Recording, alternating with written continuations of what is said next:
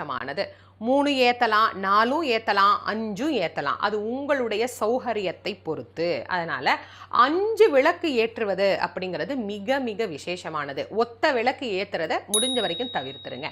5 விளக்குகள் ஏற்றலாம். பஞ்சபூத சக்தியாக ஏற்றலாம். நம்ம உடல்ல இருக்கிற பஞ்ச இந்திரியங்களையும் நாம நினைச்சு ஏத்தலாம். 50 பூதங்களாக நம்மை ஆட்டுவிக்கக்கூடிய உலக சக்திகள் அனைத்தும் நமக்கு கிடைக்கணும் அப்படின்னு நம்ம பிரார்த்தனை பண்ணிட்டும் நம்ம ஏத்தலாம்.